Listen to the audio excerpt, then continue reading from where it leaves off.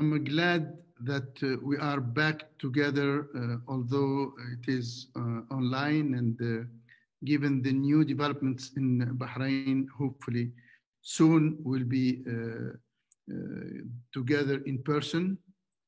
That would mean we have overcome large part of this pandemic. Your Excellencies, ladies and gentlemen, my friends, thank you for attending this important seminar on the role of gendered private sector in tackling pandemics. As you all know, the Middle East and North Africa, MENA region, is concomitantly facing the coronavirus pandemic along with an economic crisis exacerbated by numerous humanitarian challenges, particularly water shortage and dramatic climate change impacts. Amid these difficulties, women are at the forefront of all efforts deployed to mitigate these challenges and to achieve harmonious, sustainable regional development.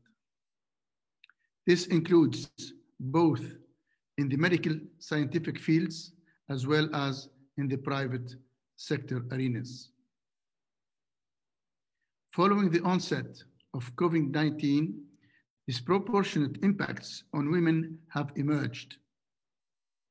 Regional development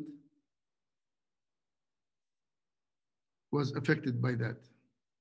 To address these challenges, the private sector has stepped in on numerous occasions. Indeed, microfinance institutions have been set up to economically empower women, particularly in poor areas. The economic empowerment of young women in particular sets the path to poverty eradication, gender equality, both in and out of the workplace. This will also contribute to the overall economic growth that is crucial to achieve the Sustainable Development Goals, the SDGs. Empowering women in the private sector builds resilient societies in the face of future pandemics and crises and paves the way for sustainable peace across the region. As such, to commemorate the International Day of Women and Girls in Science, which coincides with Friday, 11 February of each year, we are focusing today on merging women's roles in the private sector and the medical sphere in tackling pandemics. I'm glad to introduce our key speakers today. First, ladies first, Her Excellency, my friend and partner, Wadad Bouchamawi, the Nobel laureate and businesswoman from Tunisia, who has gained fame and efficiency and relevance worldwide. Madame Bouchamawi is the former leader of the Tunisian Confederation of Industry, Trade and Handicraft, UTICA, which is the union of the private sector, if we put it this way, and co-founder of the Tunisian National Socio-Economic Dialogue Quartet that earned the Nobel Prize. As such, she is ideally positioned to highlight the lessons learned, strategies, and to provide good insights on the instrumental role of women, the role women can play in tackling socioeconomic challenges in the millennium. Second, as an important woman, I'm glad to have here with us Her Excellency Dr. Mariam Adbi Al-Jalahma.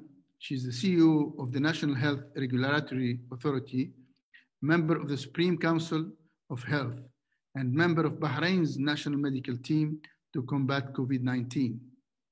She is a member of the executive board of the Health Ministers Council for GCC since 2007. Dr. Al-Jalahma worked as an advisor to the World Health Organization, WHO, in the fields of adolescents and NCDs, non-communicable diseases. and is a member of the Commission Committee in WHO Geneva headquarters. She was holding the position of Assistant Under Secretary General for Primary Care and Public Health. As a principal discussant, another friend and partner and complice, I would say, is Excellency Professor Mohammed Dahmani Fathallah, Dean of the College of Graduate Studies, Arabian Gulf University, AGU, Bahrain. Professor Mohammed Dahmani Fathallah, a former Harvard Medical School scientist, he is a scholar, biotechnology leader, and is currently the chairman of the biotechnology program at AGU, as well as senior advisor to various NGOs and government agencies of the UN, EU, and the Gulf region for issues related to health and environment technologies. Dahmani founded Arab Omics, a biotech and technology transfer consulting office for the development of startups and SMEs in the fields of high techs. He is the former CSO of Jeddah BioCity Incorporation and CEO/founder of the Rithab Biotech, the first Arab biotechnology holding group. He's also senior investigator at the Institut Pasteur of Tunis, where he founded and headed the Health Biotechnology R&D group. As discussant, Professor Fathallah will also speak about his R&D group recent achievement regarding the development of a new vaccine for which a patent has been filed with the United States Patent and Trade Organization, USPTO, that will hopefully contribute to combating COVID and other pandemics. Excuse me if I elaborated a little bit on Dahmani because he is a minority among women and we're proud of that. Now, without further delay, I'd like to give the floor to my friend, Widad Bouchamiaoui, that's this webinar. Widad, you have the floor. Thank you so much, Najib. I'm so glad and so delighted to participate at this very important event. Thank you so much for this invitation. Welcome, all of you.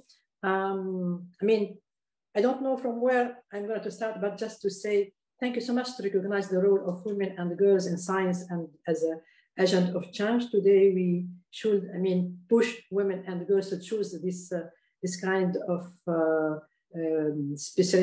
speciality as to forward from, let's say, traditional sectors. But, you know, as we're here and everywhere, we are really, we represent the minority as 33% of researchers are women and 48% are the doctoral graduates. Still, we didn't, reach, this, the equality with men. And the path is too long for us, to go forward this and to support and to achieve gender equality. As you know, the crisis, the COVID crisis has had a very impact on many different groups and particularly on women. And as my background is entrepreneurship, and as I'm an entrepreneur, I think the most sector who got many problems still is for women, small and medium companies, and we know everywhere, particularly in the MENA region, and North Africa, the majority of our women entrepreneurs are have small and medium companies, and also women they are playing a key role in the health care to respond to the pandemic, and they suffered a lot from this. They are and they are still in on the front line. Women also they are facing high risks of job loss and economic insecurity. You know, women particularly they were working in the manufacturing, food services, and they represent the majority of employers there. Also, women had more time for homeschooling and child care. So they really, let's say always women, they are in the front and they have to do more to satisfy everything.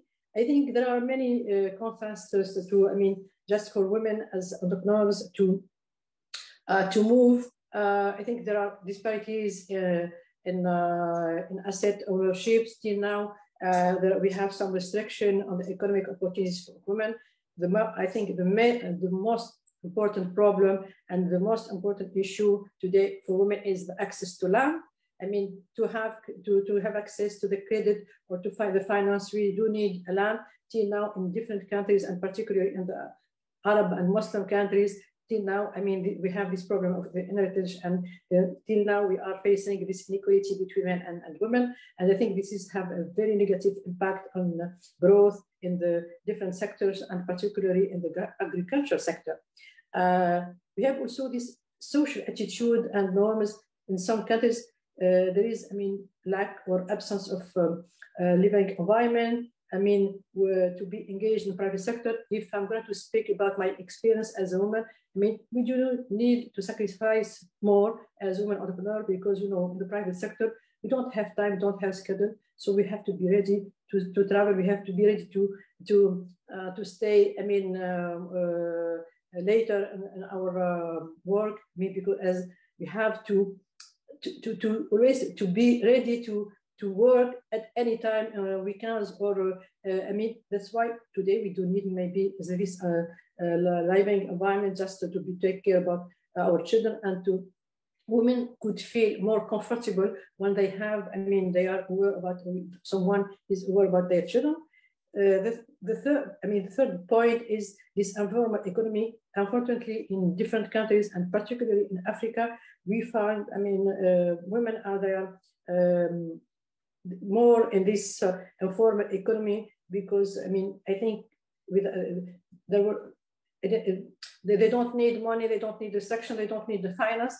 And now today is really very important to think how we can collaborate together, governments, institutions, and civil society, just to move from this informal market, informal economy, to really very formal economy, and to assume that women should have, their social security, should have, their rights as we represent the half of the population everywhere. I'm going to say, talk a little bit about the solution, because what we do need now, we need a solution. I think what we do need is the political will. Today, we do need a political will everywhere, because we should reform and the laws. We should have very, inclusive and evolutionary framework, legal framework, to give the rights for women and to protect women everywhere. We need also to promote a change in the business culture and to remove some systematic barriers. To change our mentality, our cultural background, to invest in training and mentorship and networking, and the government can play this role, and we as private sector, we have to play this role. Just to give you an example, I'm from Tunisia, and I was in this Tunisian Confederation, and I was the founder member of this entity, Women Entrepreneurs.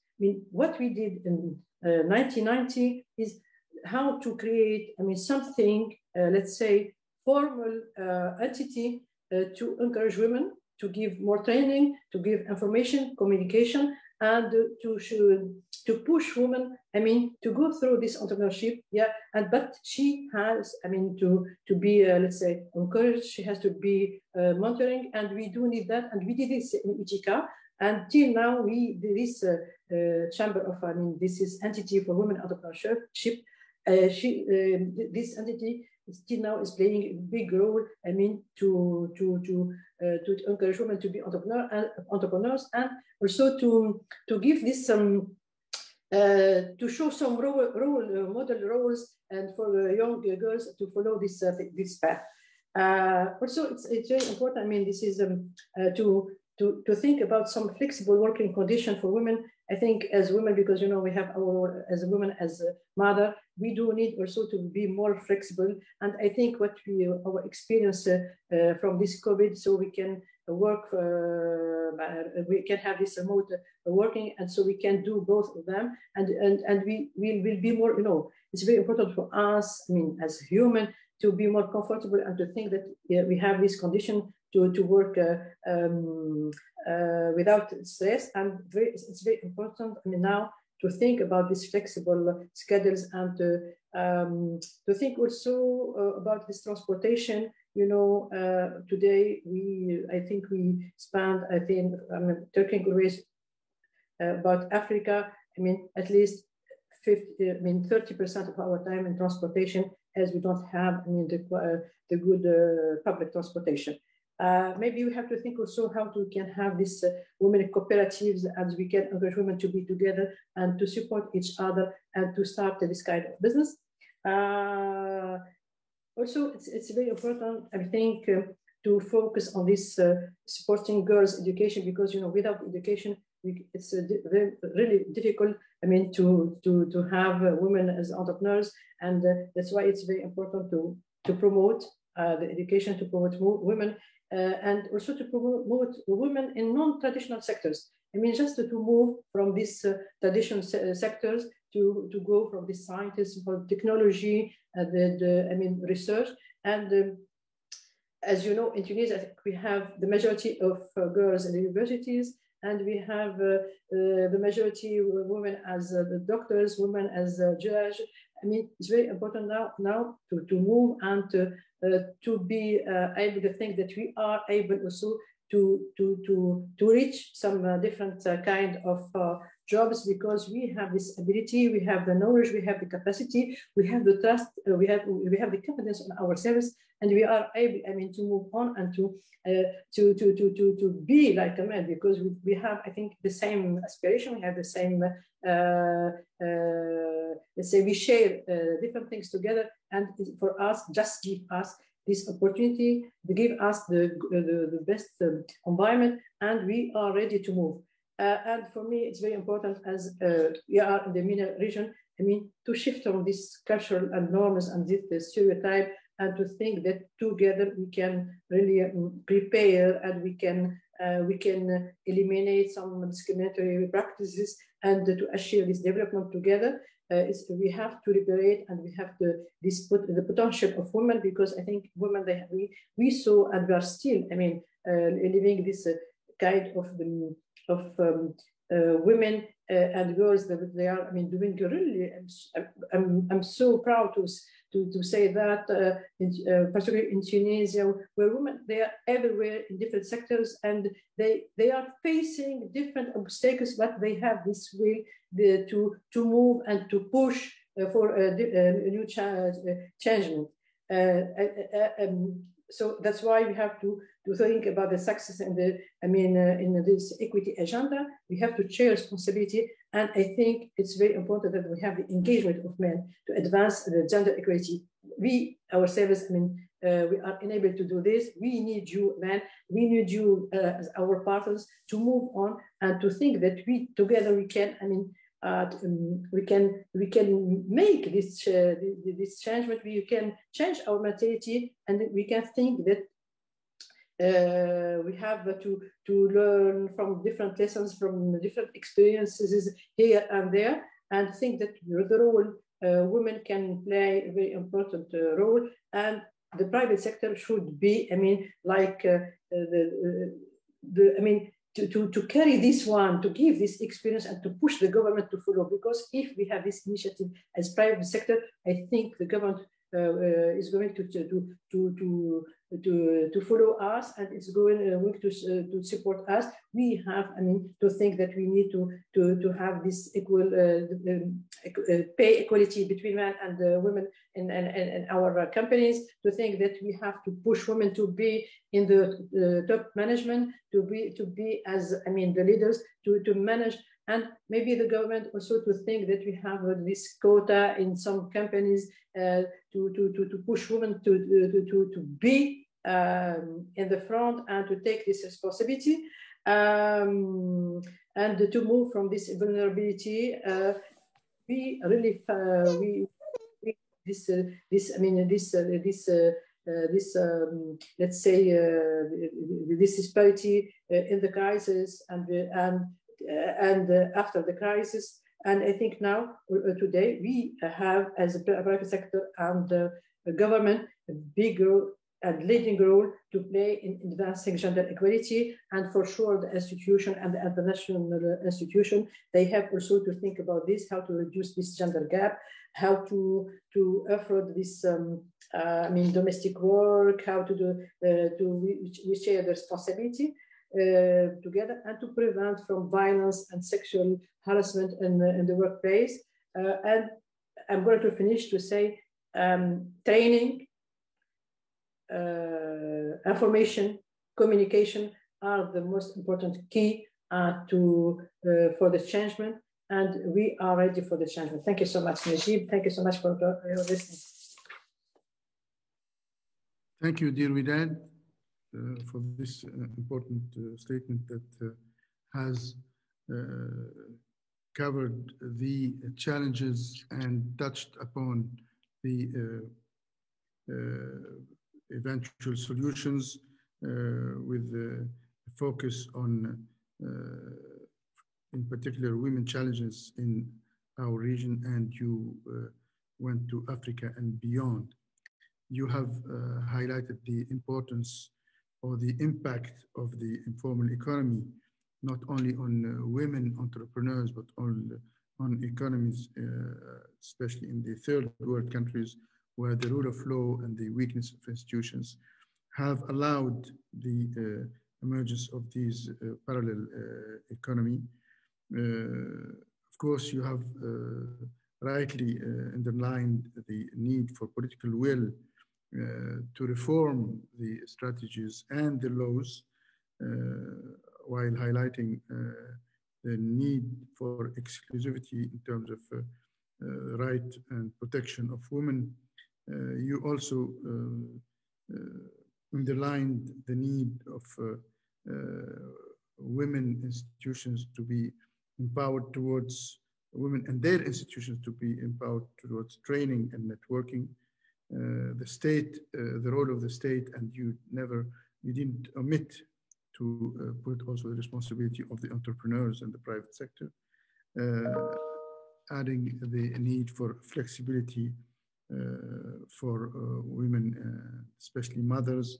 You touched on both the macro and the micro challenges from all what I have mentioned above, and the need for providing transportation and taking into consideration the role of women as entrepreneurs and mothers.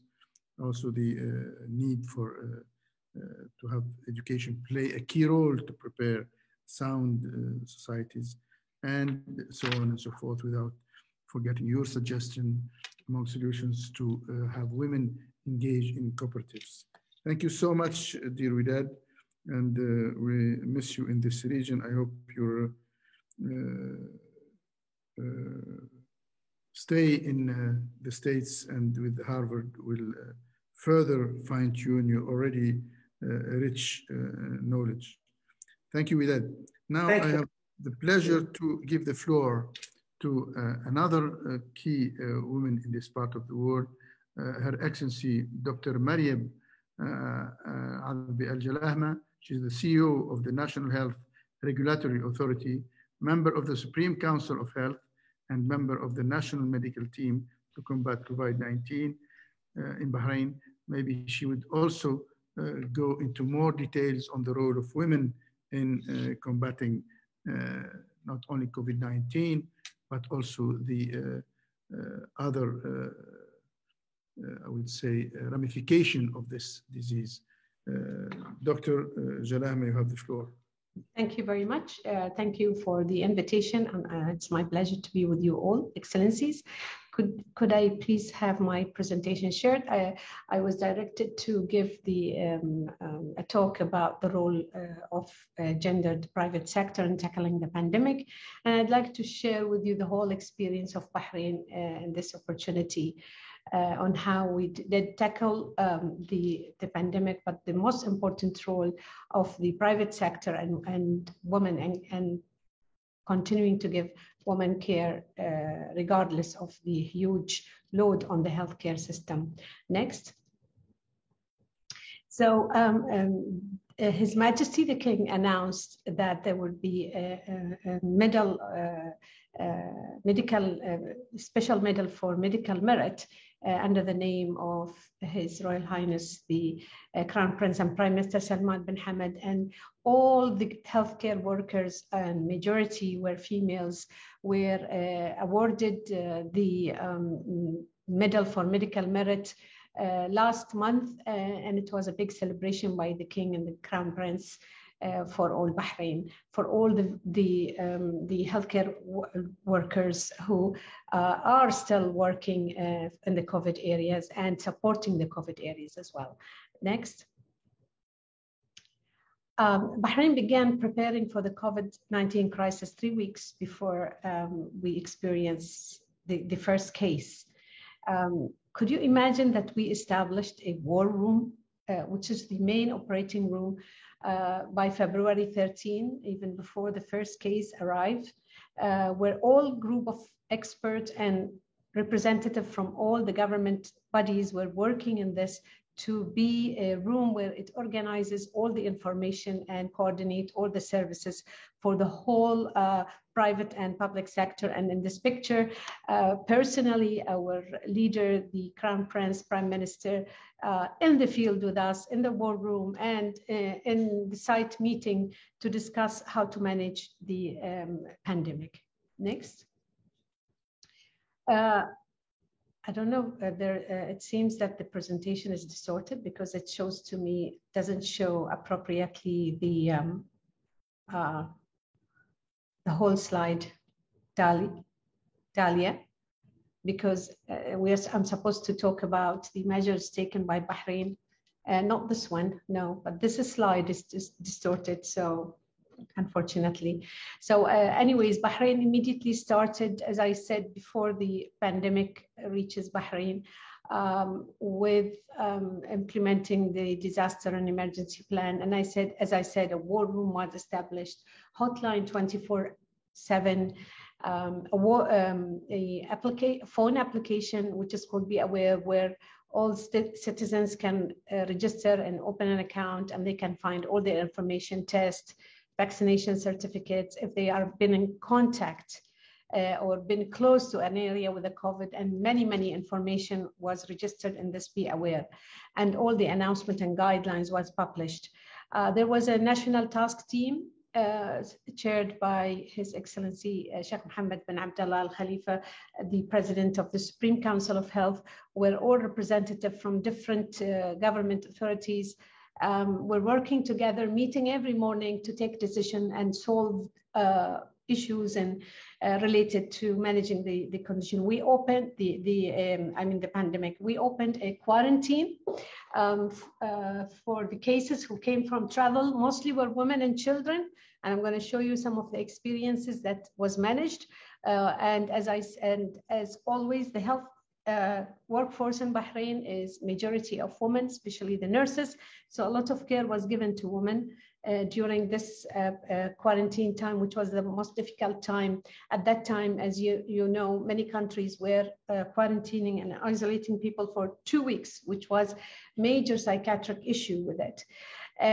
Besides the other measures taken to support the economy, where small businesses who were suspended because of the pandemic were financially supported by the government in different means, even paying the salaries of Bahrainis working in them, mostly were women.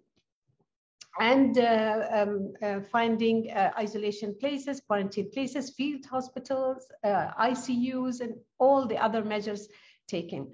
Next, I just want to share with you on the next slide, where are we now? We are in the 4th wave. It's coming down. You know, the Omicron had attacked many countries.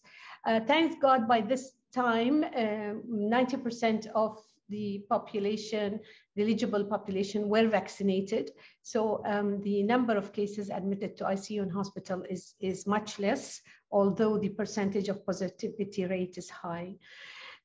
Next. I just want to share with you also this workforce in Bahrain per thousand population. This is a very recent publication comparing the number of physician, dentists, nurses, and pharmacists per thousand population. And I took the information from the World Health Organization. It shows that we are close to the world average in terms of physician, 3.1, but we definitely proceed in dentists and nurses and pharmacists. And I want to tell you that during this 2021, more than 400 nurses, female nurses, were employed immediately with the support of the government to provide care for the COVID patients and the supportive services and non-COVID areas as well. That's why we are ranking high even in the GCC country. Next. This is also an information that will give you a glance. I'm sorry, but it seems my presentation when shared with you got distorted. But it can show you the percentage of female to male ratio. And you would see the very high ratio of female, of course, in the nursing profession, but the pharmacist as well, and allied health profession, and almost close in terms of medical practitioners and dentists. Next. So what did the private sector did to help us? Next. The first picture on the left, that's me meeting the private sector, and that's why that was before the first case came to Bahrain, where we were introducing to them what is this virus, what is our plan. Immediately they took action and responded to needs to maintain the services where they provided PCR testing, home services, consultation. It was under regulation, but not many of them provided that. But immediately they took this action to reduce the contacts and also medicine delivery to their homes. This has been done in the private and public sector as well. Next. They supported the national effort amazingly. I will show you some of the things they did. Next. So they managed hotels and furnished apartments as quarantine and isolation places for us. Many hotels decided to turn their facility for such service and run by the private healthcare sector. When we needed bed in the government and we needed more beds to be available for COVID patients, we shifted the pregnancy care and delivery care to the private sector. So we maintain the women's health, and immediately all the deliveries during 20 and 21 were done in the private sectors, and mothers were happy that they are in a safe environment because we did not allow COVID patients to be admitted in the other hospitals, in private hospitals, so they were maintained safely there. The same thing for elderly patients, bedridden patients, even in the geriatric home, they were shifted to the private sector to be managed there safely, and they were only returned when all the facility was emptied and disinfected. They help us in the screening at the airports, and also we outsource some of the vaccination center services, and they give us all the manpower that we needed. Next. Also, when we needed staff, anesthetics, ICU specialists, they gave us their staff to help us so we can proceed to manage the load that we have. Even private hospital dedicated one of their services fully to admit COVID patients, because some of the patients, especially women, they said they prefer to be admitted in private hospital. And also they provided inpatient care. Private sector donated some hotels to admit cases without symptoms, isolation, and private health sector managed them. And they supported the volunteers a lot with a lot of gifts and vouchers and discounts for the frontline volunteers and workers. Next. This pictures I'm showing you from the first quarantine facility that was mostly led, as you can see, by women healthcare workers, and mostly the admitted were females and children who were coming from abroad, and they needed to be quarantined in the first months for 2 weeks. So the healthcare sector developed for us playgrounds, and the whole place was donated from one of the private companies. It was supposed to be a new building built for constructor workers, but they donated the whole 8 buildings. And other companies donated games for children, laptops, educational materials, all the gifts for the women for free. To support them during this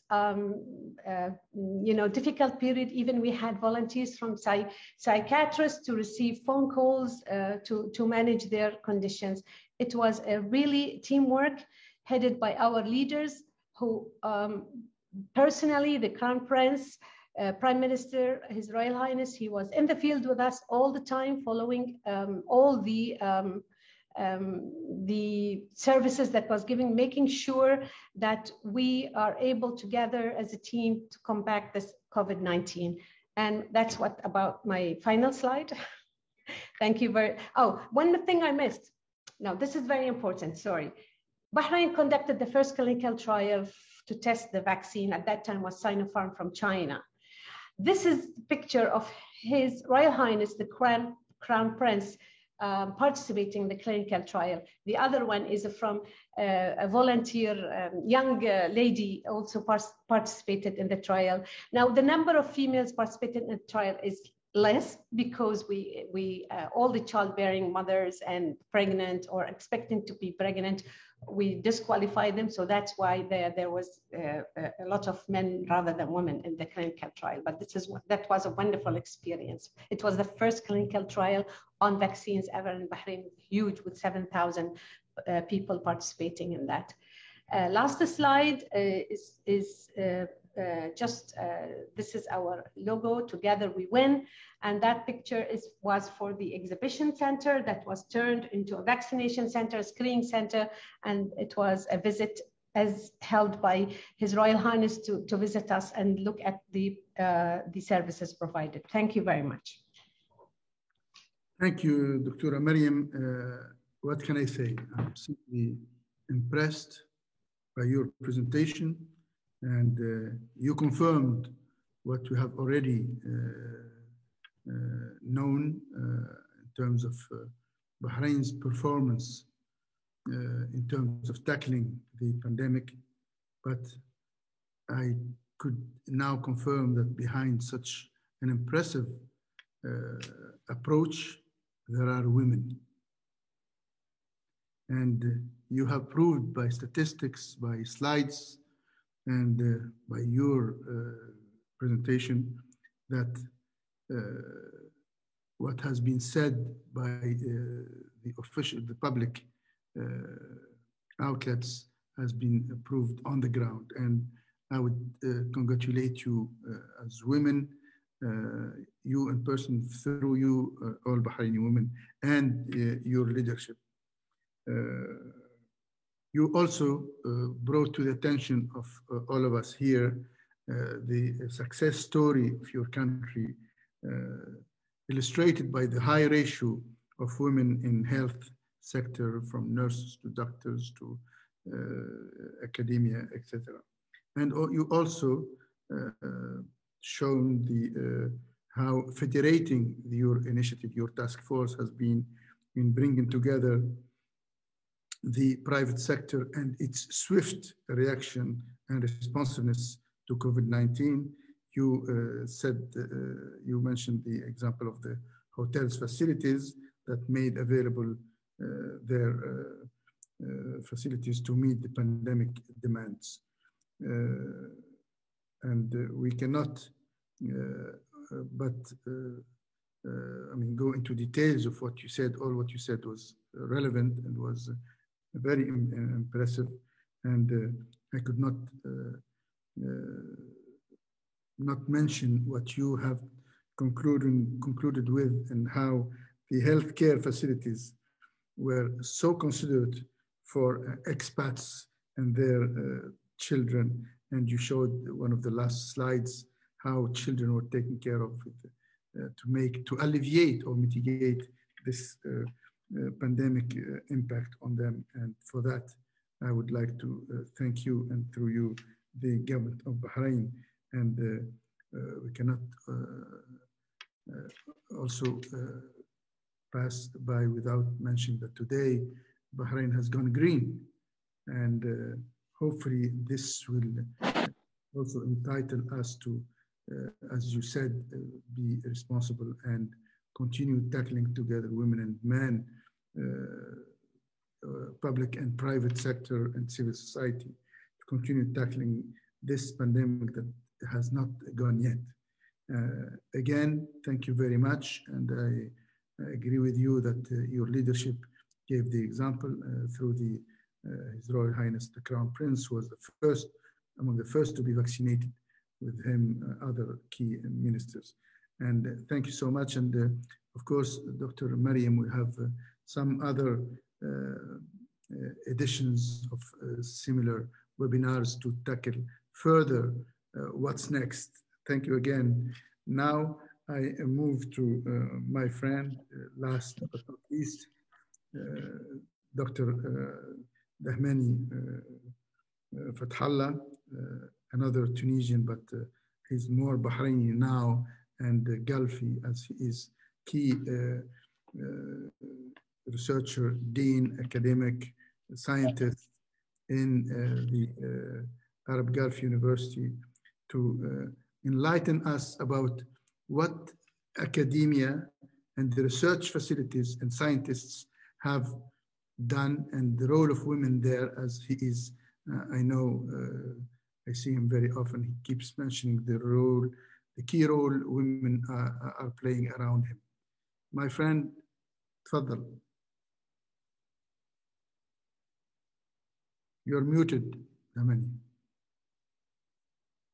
Dahmani, you are muted. Can you unmute Dahmani? You are muted. Dalia, can you unmute him? No, I can just, oh, he's unmuted. Okay, you hear me? Okay, Dahmani. Yes, the floor is yours. Yes, we can hear you. Okay, good afternoon or good morning, everybody. Thank you, Najib. Thank you very much for this invitation and for the opportunity to be part of this very important debate. Let me say first seize this occasion to congratulate Lady Wadad Bouchamawi for her contribution to the tremendous effort that was made to stabilize the political and socio-economic landscape in post-revolution Tunisia. She was definitely the most elegant arm of the quartet that was awarded the Nobel Prize for doing that. I would also like to greet my friend Dr. Mariam Jarahma and highlight her great contribution in enhancing the healthcare sector in Bahrain, but also the role she currently plays in managing pandemic. This is an illustration. She illustrates women's in Bahrain, the role played by women in Bahrain in all aspects of social and economic life. I would also like to point out the important role model these two exceptional ladies portray for the actual generation of Arab women. They actually fit perfectly with the quote I personally like. This quote says, I don't know who said this quote, but this quote says, all women are born princesses. It's life that makes them warrior. Personally, I would add that this kind of warrior that we wish to see many of them. Well, Najib, before commenting on women and science, I would like to spend some time talking about discrimination and gender discrimination. Let me start by saying that the socio-economic cost of gender discrimination is so high that no country can afford it. Well, imagine fighting crises such as this ongoing pandemic with half of the resources you have. Now, the complex narrative of gender discrimination has always been dominated by the call for egalitarian society through the setting up and empowerment of more egalitarian laws and policies. Well, this is definitely a legitimate and logical way of seeing things. However, I might surprise you by telling you what science actually says about that. Multiple global studies has been carried for the last 30 years across the world, showed clearly that the force of law is not enough to achieve gender equity. This is to our community, at least in the academic community, this is not considered as a common knowledge. This issue is not even debated anymore. Well, we all know that in a number of countries where equalitarian laws were set, gender discrimination remained, and it remained a big issue and was even exacerbated, particularly during these pandemics and other type of crises, whether financial crisis or social crisis or health crisis like the one we are living now. What we actually overlooked and what everybody overlooked, that by only changing the law, we cannot overcome what I call discriminating minds. Yes, there are discriminating minds. These minds are widely spread and particularly resilient. This discriminating mind, I consider personally that this is an epicultural phenomenon that runs across all culture. In addition to setting the right laws and policies, the most efficient way to deal with is definitely education. And I'm a man who's now an academic and belong to the education part. I do believe, I'm convinced that without education, we cannot go any further. This is at all levels of education, whether formal education, particularly early schooling system, up to university. But also we have to consider the educative role that other institutions, such as the NGOs or the civil society, education that can provide. The media also can play an education role in this issue. Let me give you an example. For instance, in our university, I made sure, personally, I contributed and I'm proud of it, to have a committee that is in charge of monitoring all type of gender discrimination and reporting it to higher management to tackle it immediately and set up corrective and preventive action. And it has been working wonderfully. We're not only looking for parity and disparity, I'll talk about it later on, but just to make sure that we combat this discriminating mind. We work deeply into the mind of people to just say, stop the discrimination. This brings me to talk about reducing disparities. Yes, we should work on reducing disparity. However, this should not be an obsession. We should not be obsessed by parity. And I will tell you why. Through this committee I was sitting, we have been fighting stereotype. We have been emphasizing on listening and reflecting to women. We have been combating every bigoted comment or biased attitude. And this has been so far successful. So if we talk about with our faculties or even all the staff of the university, the gender issue is really fading away. And this is a personal experience. I've been living at this university, and I really like. So now I would move to the technology and how technology can attenuate the gender discrimination. Another thing we need to consider here is the power of technology in solving many issues related to gender discrimination. Many of this issue has smoothly melted out thanks to the technological progress. Let me give you an example. The birth control, for instance, has been spontaneously given to women the power of deciding when giving birth and controlling the family size. This was a rupture. This was a disruption, and in this technological innovation has empowered women and make really a leap forward toward, erasing a big chunk of women discrimination. I will use this as a transition to talk about women in science and technology.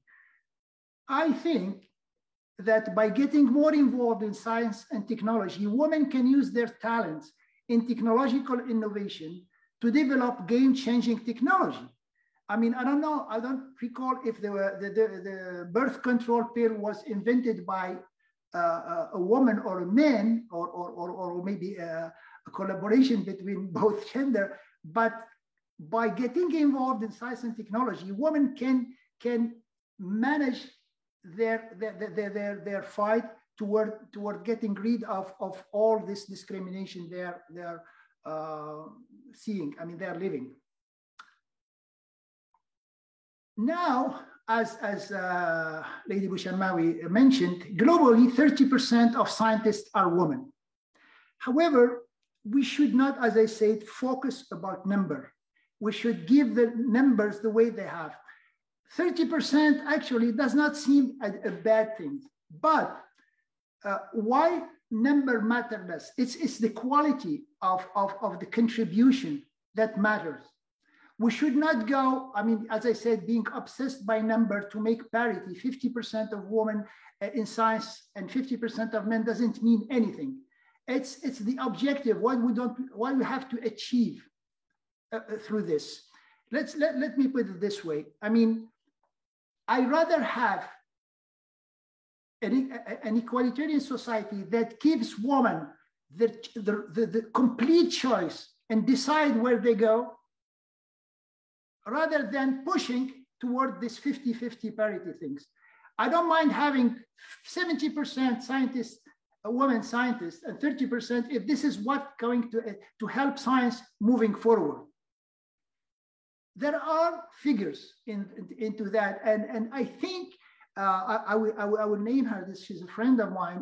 She's a South African scientist lady. Her name is Poncho Maruping. She's the Deputy Managing Director of Operation and Business Process at the South African Radio Astronomy Observatory in Cape Town.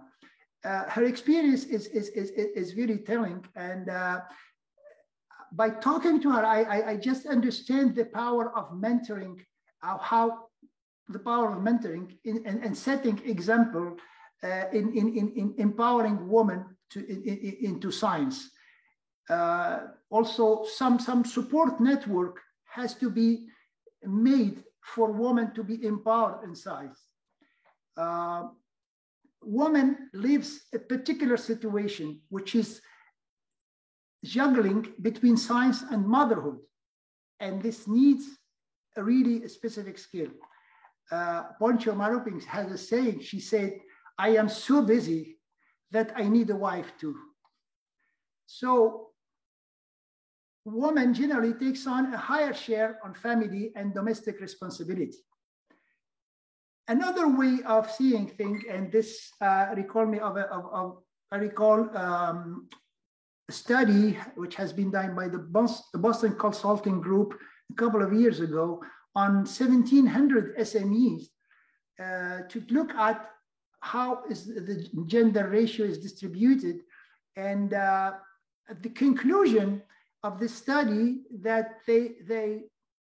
I mean, it was not statistically highly significant, but they recommend to hire at least as much women as they can to fulfill the task of the objective of the SME, but to hire also diversity. And what was really highly significant is that when diversity in the SME, including diversity of gender, SMEs are doing much, much better in terms of innovation. No, present day masculinity, I would say, should be mitigated by melting out this discrimination barrier, and but this discrimination barrier, and I would say that, okay, maybe I would move a little bit to tell you about what we have done in terms here at the Arabian Gulf University to develop a vaccine for fighting COVID-19. Well, what we actually done is just we've done our job because we are scientists and researchers, and we felt like we have the group. We have a group that is able to develop this. Our group does not have parity. We have two ladies, two doctors ladies, and four gentlemen, but it was enough to develop a second generation vaccine.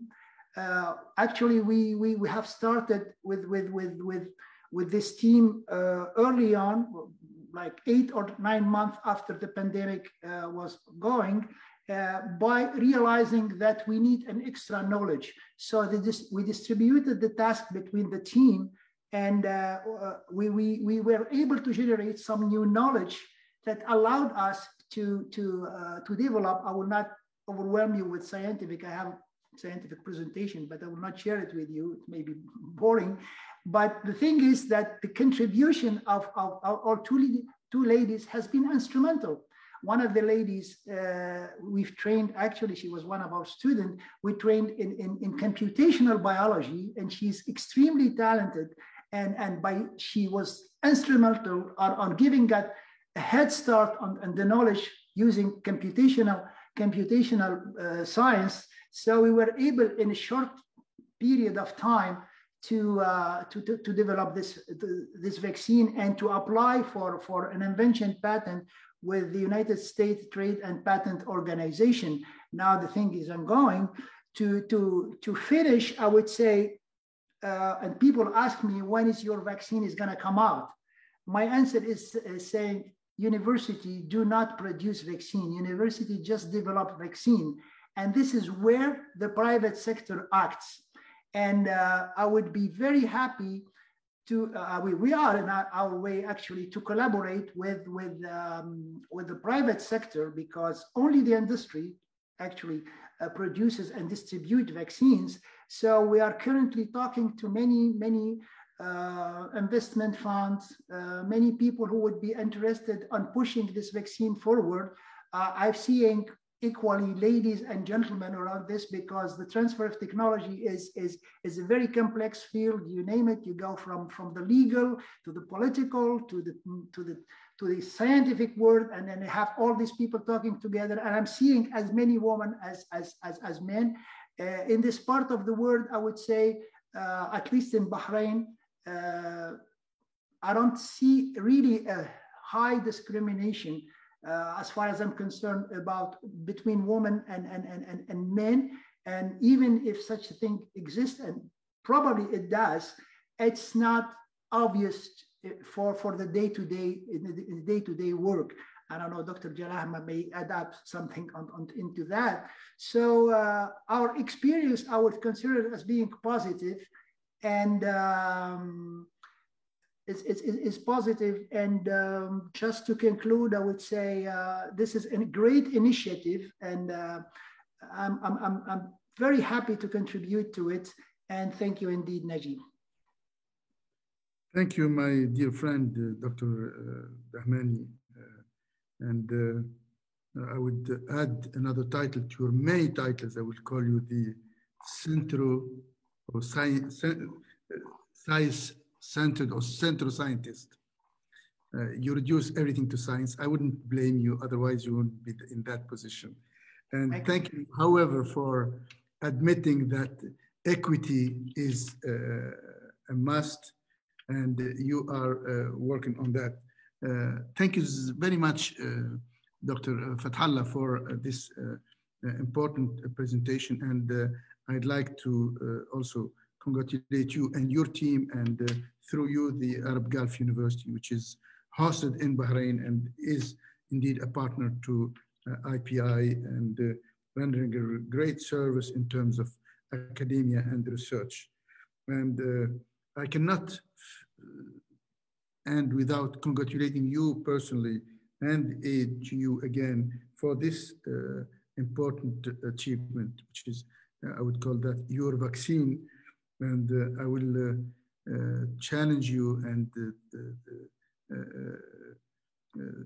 provoke you by hoping that it will be, hopefully it will be shared equitably worldwide. And I know that the more worldwide it goes, the more money goes in the university and the inventors. With this good news, I would like to thank you all, excellencies, ambassadors, diplomats, friends, private sector, MPs, Shura Council members, and so on and so forth. And I will open the floor for whoever wants to make a comment or put a question to our troika here, the two women and a man, whom I'm proud to host today, along with my colleagues, Dalia, Eliza, and Soraya.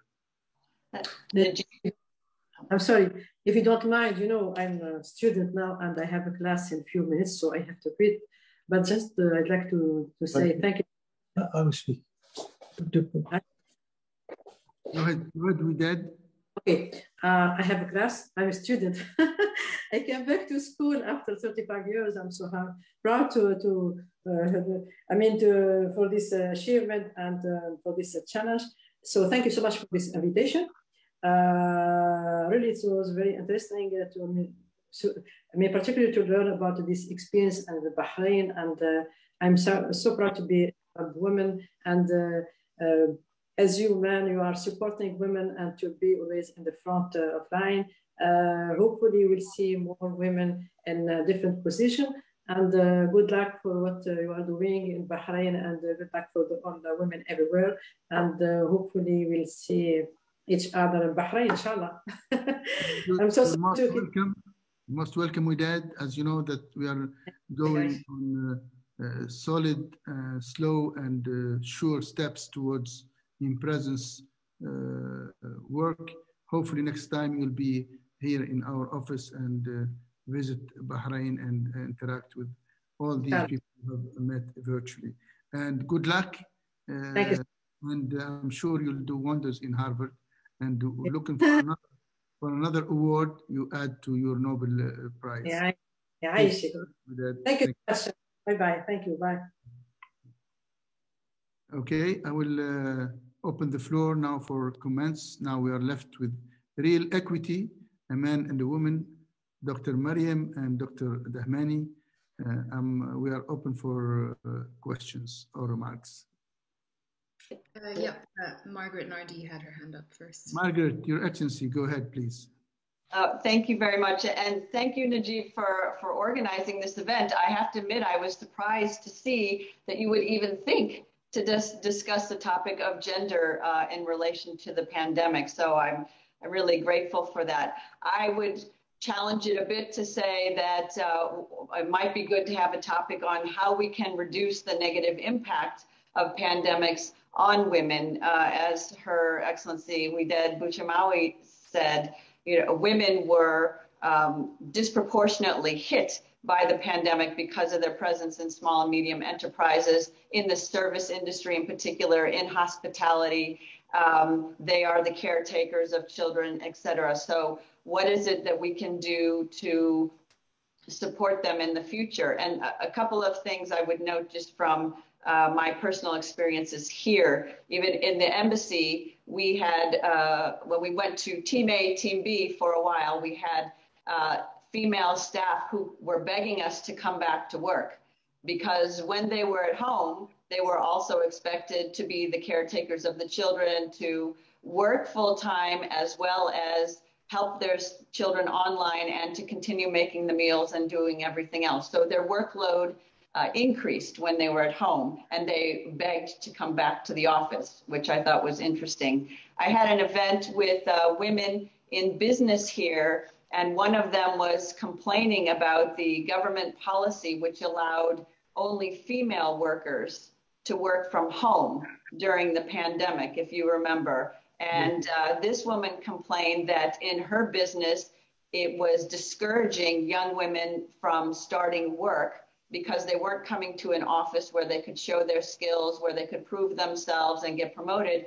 They were stuck at home online, and they felt it was a disadvantage. So why did it have to be just women who were allowed to stay home to take care of the children when they were doing online learning? Why could it not have been either parent? So that gets back to, I think, what Professor Dahmani was saying, that there is some sort of cultural discrimination, and it's not just here, it's across the globe, but making sure that both genders are able to take care of all of the things that have to be done in a family during the pandemic. I think that would be a challenge. And the only other thing I would say is, in addition to having all of this additional work, there was an increase in things like domestic violence during the COVID pandemic. So last night I went to an event hosted by Shams, now I'm forgetting the name of it, Shamsia. Yes, which is working with the L'Oreal Foundation on an application to allow for remote access to women who are victims of violence to resources, because the number of domestic violence cases went up so significantly during COVID. So there are all sorts of aspects of the pandemic that impacted women more than men. And so I would challenge us all to try to find some solutions to those things going forward. But so thank you for bringing this topic, and thank you to the speakers. Thank you, Maggie. And I'd like to highlight that you are our partner, and you not only you attend, but you enrich the debate with your subtle and insightful remarks. I will ask Dr. Mariam to try to answer Maggie's question and maybe add some other remarks. Thank you very much. And Excellency, I would agree that the pandemic had created more pressure on women than men, because they found themselves the caregiver for the mother, for the sister, for the kids when they got infected. They're always there to volunteer and stay with them. But the issue of limiting work from home for women was not the decision by the government. In fact, all the decisions for working from home was issued as a percentage of workers to be in the office to prevent social contact. But it seems that unfortunately, because of the homeschooling, the children were below the age of preliminary school, and my women employees, they decided that they prefer to work from home, and they still want to continue that. In fact, they found that's more comfortable for them. But it was definitely not a decision of the government to select women work from home. No, maybe the employer themselves decided that. But definitely, yes, COVID been more pressure. I got 2 of my employees infected because they decided to stay with their husbands and take care of them, although they should have been isolated. So it's the Mother Nature inside us, I guess. So thank you very much for highlighting that. Thank you. Thank you, Dr. Jalama. I'll ask my friend Dahmani, as he was also addressed by Maggie, if he wants to add some ideas or comments. Maybe Najib, comment to Maggie's. I mean, I would look at the upside of this confinement and this crisis. I was saying that it looks normal that woman needs to juggle between science and job and motherhood. When we were confined, I mean, men and women were confined, they give, at least a lot of people have understood what it takes to take care of a home and children. And around me, I've seen a lot of people, and by talking to people, I realized that most of men with current day masculinity, they understood. And this, I think, it's a positive thing. I mean, we expect to see more collaboration, at least within the family, at least in this part of the world, to take care of the house. So this is maybe the one positive aspect of this confinement that we can take, we can account for it when we do the aftermath of this pandemic. Yeah. Okay. Yeah, thank you so much. Any other comments? Yes, Darwish had his. Yes. Yes, Senator Darwish. Manai. You need to unmute. Unmute, please. You hear me? Yes, very well. Thank you. Thank you. Hi, good afternoon. Thanks to IBI for organizing this webinar and the informative information we received. Also, thanks to all speakers for their valuable information on tackling pandemic and women in the private sectors. I'm very pleased with my leadership for well handling this pandemic within the kingdom. By the way, Bahrain providing vaccination free of charge to national and non-national by giving the choices of 4 types vaccines, including the 2 posters. Thank you. Thank you very much, Senator, member of the Shura Council. Do I have any comments or questions? Mr. Abdul Nabi. Abdul Nabi Al-Akri, please do go ahead. Thank you. Yes, I address, thanks for the 2 ladies speaker and Mr. Dahmani, Dr. Mariam Jalahma, and Widad Shamrawi, I think, or something. Yeah, your presentation was informative. I mean, of course, it added to our knowledge on tricky, or let's say phenomenon that is the gender discrimination and how it was reflected during this pandemic. My question to Dr. Al-Jalahma is that during this pandemic that is for more than now 2 years, there were many Bahraini physicians, nurses who volunteered actually to participate in countering the pandemic or COVID-19. And it turned out that some of them, or I don't know to what extent, are seeking jobs. They are not employed. And this was raised that why this was opportunity. You said that 400 nurses were recruited, of course, which is positive, but what is the percentage, or what these Bahraini volunteers who are seeking jobs, and for them it is, you know, they for years at least, and for some years, and they deserve and they should be employed. So wasn't this opportunity to incorporate these seeking jobs who volunteered without in the profession, in employment, whether it is a government or private sector? This is my question. Thank you. Yeah, thank you very much. Certainly, volunteers have had a great role during the pandemic. Many of them got employed, and when I said 400 nurses, I didn't say 400 nurses from abroad. All of the nurses that were recently graduated, Bahraini nurses, about 40 who were graduated from College of Health Science. They did not even pass yet the licensure exam. We give them special license to work in one of the medical centers who were looking for nurses to give vaccines and do the PCR testing. Of course, as you know, that the number of employment in the government is limited, and many of the volunteers either have to finish their internship or do licensure exam, or they are in the non-health care sector. But definitely those, there is a lot, I don't have the figure how many the Ministry of Health employed, but as I know that most of the nurses and allied health lab technicians, they were employed. From my side, as I said, as the regulatory that issues the license, we granted people before passing the exam, and they gave the license provided that after the pandemic they can enter the exam. So I would say it was a good opportunity. Many got employed, but of course you cannot employ those thousand and thousand, but this was very important for the reason.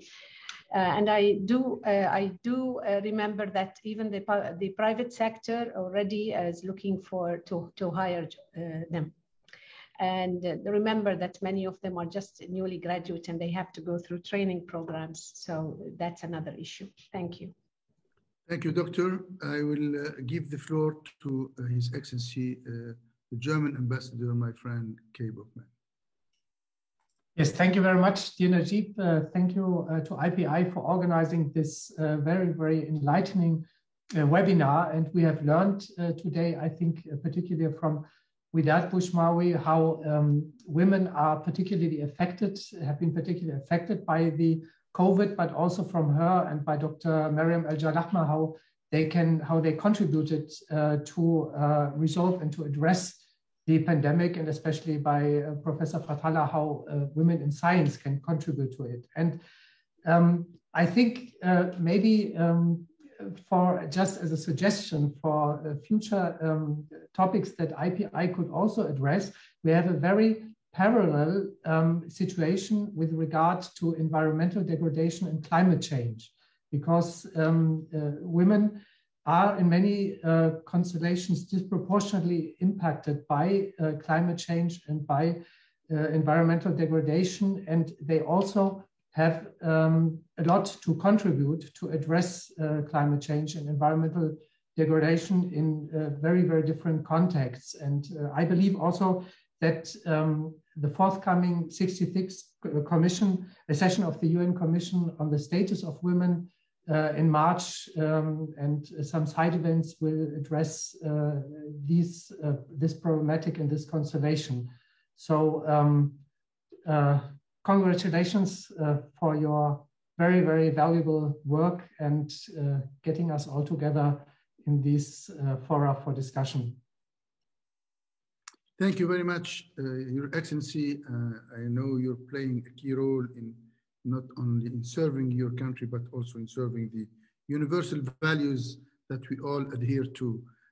If I don't see other comments or questions, I'd like to thank our key speakers, Widad Bouchmaoui, Dr. Jalahma, and Dr. Fathallah. And I thank all the ambassadors, the government officials, civil society, academia, and last but not least, I'd like to thank Dalia, Eliza, and Soraya, my colleagues, who are 3 women behind this important event. And I'd like to hope to see you soon in person after getting rid of the pandemic and having life returning to normalcy. Thank you so much. And I hope I'll see you soon in Bahrain and in your house, the International Peace Institute. Bye-bye.